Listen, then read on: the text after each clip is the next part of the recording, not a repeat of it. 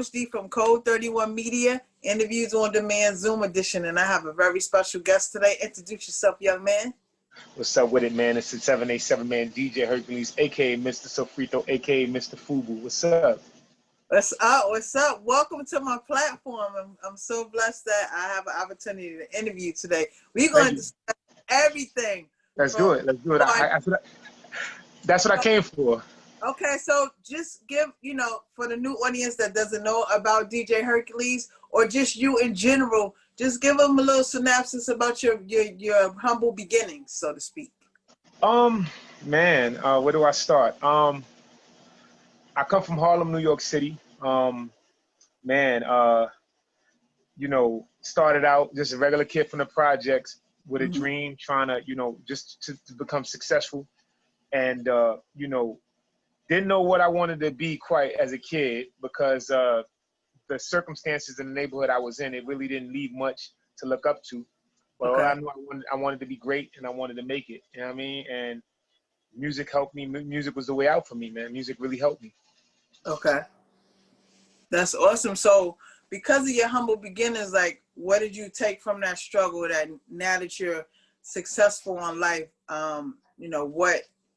what did the humble beginnings teach you now that you're more established and stable now? And I mean, it taught me, number one thing, never take anything for granted. Never take the small things for granted. Never underestimate the power of God. You know what I mean? He can do anything for you. He can make it happen for you. So, just remain who you are. Stand on your square. You know what I mean? Stand firm on who you are and believe. Have faith. You know what I'm saying? Have faith. Even when things are bad, it's going to get better. Yes. So, like, how long have you been in the game doing DJing and? I've been DJing since I was 16. Okay. But I've been professionally like about 7-8 years. Okay. And how did you get your start? Like, how did you get on FUBU? You know what? To be honest with you, I started out doing. I came in it with a plan, and I just stuck to what I wanted to do. And I never reached out and asked nobody to do anything for me. I just hit the ground running. Yes. So I invested in myself. I took my money and I put it into my promotion of myself. I hit the streets running, and I just I did it without no social media. You know what I mean? I had no social media, and I was just doing parties, and I was just getting that word of mouth out there. And word of mouth travels, man. Believe it or not, word of mouth travels. Yeah. I remember just taking anything and doing just doing it. You know what I mean? And I got that phone call, God rest his soul, from Fred the Godson, and he had a birthday party. Shout out to Sosa too as well, my girl Sosa. She's like, yo, I want you to DJ a birthday party for me and Fred the Godson. Okay. And I was like, for real? And it was like, yeah. And then before you know it, people just started calling me like, yo, we want to know who this DJ Hercules kid is. He's everywhere. But, it's like you popping up, but everybody's like, all right, where he come from? Who is he? And before you know it, man, I had like 8 radio stations hollering at me. Nice. I took a meeting with FUBU and sealed the deal. Shout out to Keith Perrin and the whole FUBU company and the whole FUBU staff. I took a meeting with them and sealed the deal, man. That's awesome. Shout out to Keith and the rest of the FUBU crew. Southside Queens, you already know they from Dallas. I've been trying to get that interview. They've been trying to sleep on you, girl. Nah, we're gonna make it happen. I'm heating up now. You better tell them. Better stop sleeping on me. That's what it is. You got to keep grinding and you got to keep winning. A lot of times, a lot of these interviews and stuff that I do, I haven't gotten paid for this. Right. But I want it so bad. I know the financial blessings is gonna come if I just keep on grinding. And I see people copying my blueprint and not love. You feel me? From the personal training that I've been doing, getting healthy, and I see you do that as well. So I want to talk about that because I want to also do a segment on people that's doing personal training. Not really you kind of young, but for that's personal. I'm trying to do a segment because I love like going online and seeing people like 49 and 55 and 60 doing their thing in the gym. Like it took so much for me to finally break down and say, okay, Dawn, you could do this despite your injuries, despite everything. Right. You got. And shout out to my trainer, Joe. She's actually one of my former basketball players. She played for me. So she made me believe in myself that, Coach, I got you. I'm going to get you in shape. Despite your injuries, you can do this. Like, she got me lifting crazy weight. Before I got hurt, I injured my knee a couple of weeks ago because of some stupidity with activity. But thank God, not fractured. It's just a sprain. So I'm trying to get clearance from the doctor so I could get back. Because I feel the difference in my body.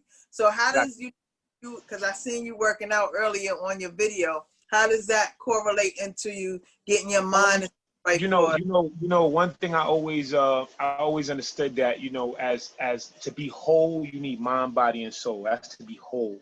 Yes. You know what I mean? You know, working out, you know, it stimulates your brain as well as your physical. And you start to think different. You make sound decisions. You're making your mind is right. Yes. Because now, you know, and then, you know, a lot of people don't understand, you know, like, you know, some people work out for the looks and some people work out for health. And if you put health first, it'll make you go hard. Definitely. You know what I'm saying? Because you know, the shell, this is just a shell. You know what I'm saying? And don't get it twisted. It's good looking for the ladies, something to look at. It's cool. But health comes first, you know what I mean? And I always understood the power of health, and you want to be able to keep running and keep gunning. And the schedule that I keep, you know, is different. Yes. You know, so you know, I'm up long nights. I'm doing certain things. I'm running here, running there. So I never forget in the morning. Like I said, the first thing I do is talk to God while everybody is asleep. So I say about 5 in the morning. It's the best time. Everybody's asleep. So I make sure He hears me. Yes, definitely. And then from there I get to work. Yeah, you definitely got to incorporate God into everything you do. I always say, like, when I do my daily walks, I say, keep your faith in God. Whatever ails you, I hope God removes it in abundance. Always remain humble, because you never know who could help you and you could help them in return. And never let no one devalue your worth. That's my motto, always. Absolutely. Absolutely. You know? Because, like I tell people, I say, you know, when people first get in the game, they're so humble, they're so grateful, right? And then soon as things start to take off for them, they forget the humility. And then they act like they too good to speak to or be around their day ones who was rocking with them when nobody was checking for them, right? Well, you know, another thing too is that you got to understand is that this, man, you know, at the end of the day, you know, you gotta be able to separate who's for you and who's with you just for the meantime. So how do you differentiate? Because some people come to you with the, oh, I believe in you, I want to support you, but in reality, that's fake love to try to get inside your circle to get what you want and then cut your throat. I've had it done. I mean, people, you know, sometimes you don't have to get rid of people. People get rid of themselves. You know, it's only but so long you could put up a front before you reveal who you are. So you just gotta be, you know, you just gotta be able to see. Don't ignore the signs that a person is only with you because of the success or what you can do for them. You know, there are opportunists, you know, and there's people that's for you. Me, I've never kept a large square of people around me. I don't need that. You know what I mean? And definitely don't need a bunch of yes men to validate who I am. You know, some people are so insecure, they keep a bunch of people around them, or they need somebody to tell them and validate for them that who they are. No, I'm secure in who I am. Definitely. You know what I mean? I don't need people to boost my ego. I love myself enough. I could boost my own ego all day. I could ride around in my car and tell myself in the mirror I'm the best all day. Definitely. So I can do it for myself. So I don't need that. Okay. So for somebody that's coming in the game right now that may have had a similar upbringing to you and they trying to get in the game and they don't have money or connections, like what is the best advice you can give somebody trying to come in the game now? You know, my thing is, it takes money. It takes money, but let me let you understand something. Before money, you have to have belief.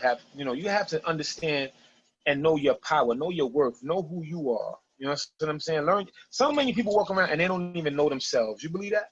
Yeah, I believe it. Some people live with themselves. You live with yourself every day. You breathe with yourself every day. You eat with yourself. You use the bathroom every day by yourself. And some people don't know who they are. Definitely. When you see DJ Hercules, What you see is what you get. There's nothing different. I'm not going to change up next week. I'm not going to change up next month. I am who I am because I believe in who I am. But the job of our jobs as people is not for people to believe in you automatically. I have to show you why you should believe in me, why I am the one, why I'm this, why I'm that. And any chance I get an opportunity to do it, I do it. I prove it. I go out there, whether it's one person to 5,000 people, I'm gonna put on a show. I'm gonna put on a show. I'm gonna take that opportunity to shine. You only get one shot to do what you need to do and put on for these people. That lasting impression. Yep. That's it. And you know, I soak the moment up. I'm gonna squeeze every bit of energy you got out of y'all until you say, hey, now I understand why this kid is who he is, why he is, and why he do what he does. And this is why my new motto is, I don't care where I'm at. I don't care who's in there doing media with me. You're going to know Coach D and Code 31 was in the building. I don't care if Oprah's in there. Oprah going to say, what's up, Coach D? What's up? There you have it. There you have it. You hear me? There you have it. And that's the power I'm talking about. That's the power of belief. That's the power of understanding who you are. And you know, I wake up in the morning and you know, when I do my work, in between my workouts, and I tell myself I'm the best every day. There's not a day I don't go by I don't tell myself I'm the best. And people say, well, the best at what? What are you the best? I'm the best at being me. I have mastered being me. Yes. I'm comfortable with I'm not intimidated by nobody around me. I don't care what nobody has. I'm good at being me. I'm the best at being me. And as long as I can master that, can't nobody touch me. Exactly. And that's all I try to convey with Code 31, because for people that don't know, it stands for competition officially doesn't exist. And my basketball number is 31. So I'm not worried about what nobody else is doing. I'm focusing on me. And now that I have that mantra, and also I say I'm not willing to sacrifice my mind, body, or soul for this. No Illuminati, no demonic stuff. None of that shit. I'm not cutting nobody's throat. I'm not being phony. I'm just being me. It's going to take me longer to get where I need to get. But guess what? I'm going to get there. And people are starting to recognize Code 31 Media. So people are like, yo, how you getting all these interviews? I ask. That's it. Hey, would you like to be on my platform? They can either say yes or no. To the ones that say no, they regret it and they eventually come back, Hercules. Right. You hear? They're like, oh, word. So, you know, when you think we could do that interview now? I'm going to have to get back to you. All right. Now, you know, my schedule is filling up. It's people that believe in me now that want to see me succeed. I just interviewed Amadeus, super producer from Bad Boy. I got an interview on Monday. Nice. I got an interview today with you. You feel me? Like Thank you. Everybody that I interview, it doesn't have to be anybody in the industry. It could be anybody that has a special story to tell. I feel like everybody that I interview on my platform is special. Absolutely. Because people try to put me in a box like, oh, you only interview celebrities. No, I don't. I interview entrepreneurs. Like I said, I'll interview the water boy, the janitor, whoever it is. If you got a special story to tell and it impacts me, I know it's going to impact my audience. So that's my mindset when I'm doing these interviews. You don't have to be in the industry.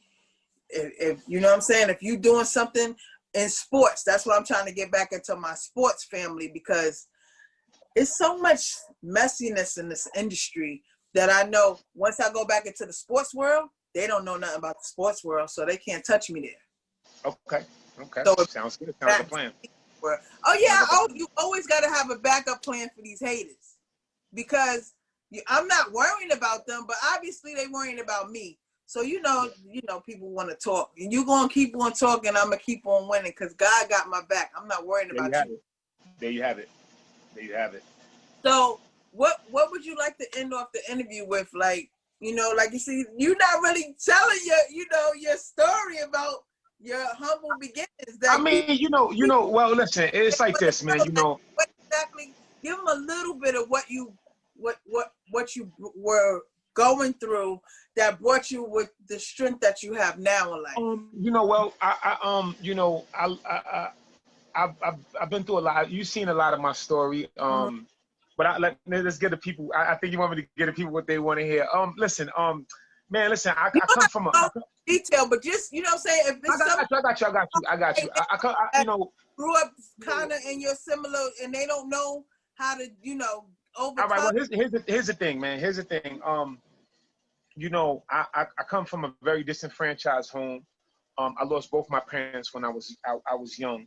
And you know, it was tough. You know what I mean? It was tough growing up and not having, you know, your mother or your father around. And, you know, of course, you know, from there, you know, I've been through a lot. I've been through every group home in New York City, basically. You know, basically just, you know, surviving off the strength of the streets and really trying to find my way. I've been there, you know, like I've been at the bottom, you know what I mean? I've been at the bottom, and I understand what it takes to, you know, you got to have that strength to really build yourself up. It takes a lot. Yes. And, you know, a lot of people that's going through things like that, they going through it as adults. I went through it as a kid. So, you know, it literally made me sick. You know what I mean? When I say physically, it broke down my whole physical because so much trauma as a kid, you can't take that. You know, and I mean, you know, like at the end of the day, I never make myself a victim or a prisoner of my past. Yes. I take my past and I use it to propel myself because I don't never tell my story for sympathy. I tell my story for inspiration. Yes, definitely. So people can understand that, hey, because you never had, don't mean you can't go get. You know what I mean? And because, you know, no, I didn't have much of guidance from my parents because it was just a short period of time where I was able to have my parents. You know what I'm saying? My mother was like a very huge figure for me because my mother, you know, she was the only one who taught me affection and how to love. In a short period of time she was in my life, and we were together every day. Right. So to have that stripped of you, you know, at one point I almost felt like I was cheated. You know what I'm saying? Because I was like, why? You know, why? You have questions. But I learned while, you know, you spend a lot of time when you're in, like, you know, when you're in a group home, you spend a lot of time by yourself. You spend a lot of time thinking. And I used to have questions, and, you know, I learned never to question God, no matter if it's bad or good. Never question God because He has a bigger plan. He does. You know what I mean? And you know, I'll be honest with you, like all the stuff I've been through, it literally broke me down. So you looking at somebody who was broke down and God built me back up. You know what I'm saying? And when I say stripped of everything, you know what I'm saying? No parents, no, you know, they tell you when to eat, they tell you when to go to sleep, they tell you when to wake up, they tell you what to, like, so these are the small things I never take for granted. You know what I mean? Right. Like just breathing. Opportunity is the best thing I could have ever had in my life. Because when you're the most creative when you're broke. You have no money, you're the most creative. And you start to use your mind and you know, I just basically I gave my strength to God, and I said, you know, I need some answers. I need something. Yes. You know what I mean? I need something because I'm down to nothing. Yes. I have so when you're down to nothing, you have nothing to lose and everything to gain. Yes. It's either going to make you or it's going to break you. You're going to lay down or you're going to keep pushing forward. And I chose to push forward. I say I don't have much, but with God I have everything. You know what I mean? And do you ever think about writing a book or something like that to help others? I've been offered, but you know the crazy thing about it, I don't want it to be like, for me, I don't want it to be commercialized. Okay. I need anything that I'm going to do as far as, you know, my story. I need it to be real. I need it to be authentic. I need it to be projected in a way where it's like, you know, because really, be honest with you, I never chase money. I don't chase the money. Yeah, no. Money is not on a. Getting your story out there so other people, like, you could do a documentary. Well, that's funny that you speak about that because I got a docuseries coming out in December. I'm like I said, I'm thinking of shooting a little mini movie, maybe, perhaps, or a book. You know what I mean? But like I said, it has to be, for me, it has to be authentic, and it has to make sense for you. Yes, it's not about the know, money. It's about the impact that you're making on others from your story. There you have it. And I don't want it to seem like a gimmick. Yeah. You understand what I'm saying? Like a ploy to get to no. At the end of the day, what I've been through is so many other young men and young ladies that are going through or been through what I've been through. Mm-hmm. You know what I mean? And you know, so many people ask me all the time, they say, man, you've been through all of that. How come you are the way you are? You're so humble. You look polished. Mm-hmm. And I tell everybody the same thing. Believe in yourself, man. You know what I mean? Believe in yourself. It was hard. I'm gonna be honest with you. One of the hardest things when you're growing up and your parents are gone and you're moving through the streets and you're trying to navigate, one of the hardest things to find at that time was inspiration. Because everybody at that time, you know, and I'm talking the height of the crack epidemic. Mm-hmm. I'm talking about, you know, it's a lot going on in the streets. It's hard to find inspiration. So you look at things like, you know, you look at the local drug dealer, he's being successful, but that only lasts for so long. Right. You know what I mean? You look at, so I had to find inspiration within something, you know what I mean? Because, and there were certain people that came across my life that helped me out. I must admit. Yes. But for the most part, like I said, I attribute it all to God, the strength, you know what I mean? And till this day now, like I said, I'm so honored, I'm so blessed. Mm-hmm. Like for me, this is extras for me. You know what I mean? Because I wasn't supposed to make it to this. Mm-hmm. You know what I mean? So this is God's giving me extras. Like, hey, I'm gonna make these doors open up for you. I'm gonna make that. So I tell everybody, have faith and believe in yourself. Definitely. Nobody's gonna believe in you until you believe in yourself. Exactly. You know what I mean? When you wake up in the morning, you don't need nobody to push you to do it. Nobody should have to push you to do anything you want to do.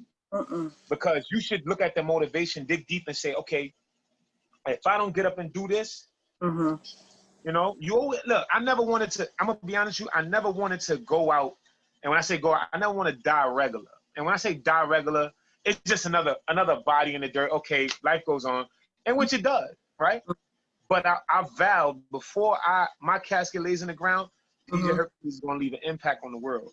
Definitely. I'm gonna leave an impact on the world. So when they do seal it and they seal my fate, they say, yo, that man was great. That man he inspired, even if it's one person, I'm gonna tell you a true story, right? You might got time?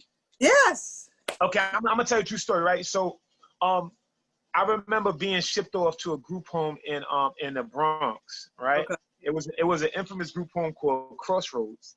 Okay. And there was a gentleman, the director of the group home. You know, after you go to intake and inventory and you get processed, he takes all the kids from the group home, right, and brings them down to the main living room space, right? Okay. And he makes the speech. He was a director of a group home for at least 20-something years, right? And he makes the same speech every time new people come in, right? Yeah. Now, mind you, there was about 50 to 60 kids in this group home. Okay. Right? And you can see everybody's face when he makes his speech. They rolling their eyes like, oh, here we go, right? I was actually listening to the speech, right? So he says, some of you are going to go to jail. Some of you are going to die. Some of you it's going to be tragedy for y'all, right? And he said, I can't quote the speech verbatim, but he said, only 1% of you out of 100 is going to get this speech, what I'm telling you. And it was a motivational speech. And I'm sitting there like, 1%? God damn. So you mean to tell me all these kids, ain't nobody listening? Ain't nobody getting what this man is saying? He don't have no faith in nobody in here. So I decided to be that 1%. Exactly. I decided to be that 1% that's going to listen and say, okay, well, you know what? I don't know. That I don't know. I don't know. A lot of the. Hey, I listened. I was the one that you didn't. Right, I was the 1%. So you know, a lot of the city sector group homes got shut down. Okay. I would have loved to go back to, and it's still I've been offered. I'm going group homes out here in Queens, and I follow her lead. So I used to work with special needs kids and special educated boys in the high school setting. That's how I got injured on my job, because my family are correction officers, but I didn't want to go that route.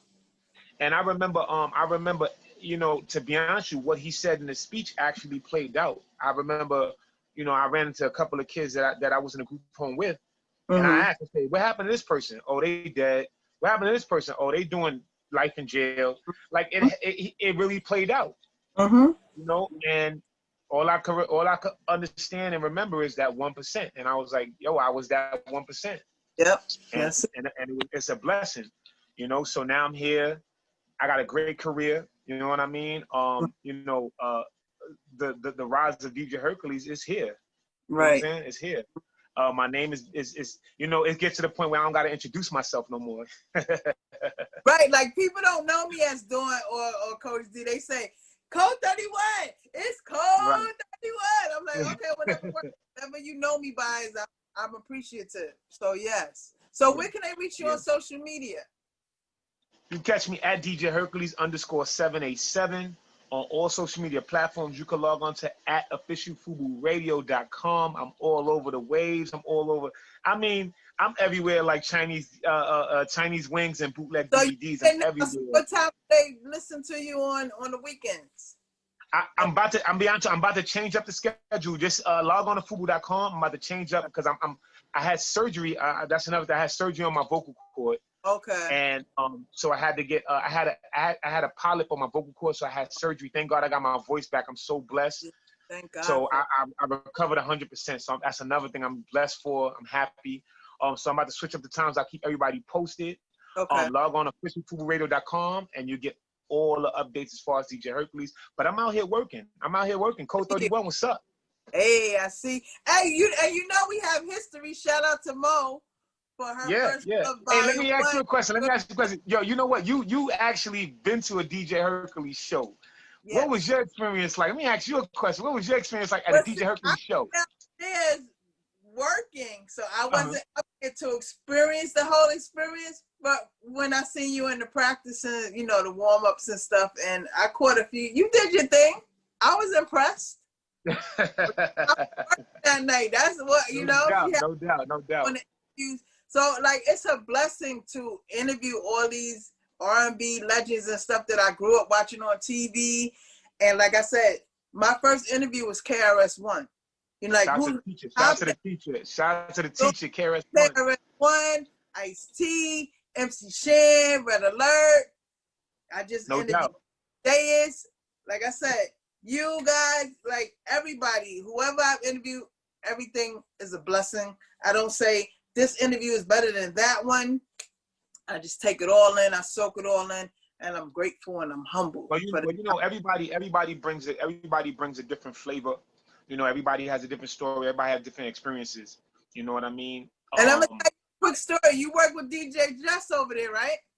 Yes, indeed. Shout out to my brother DJ Just, my radio brother DJ Just. He's waiting on her interview because he came up under my brother Mark Ellison.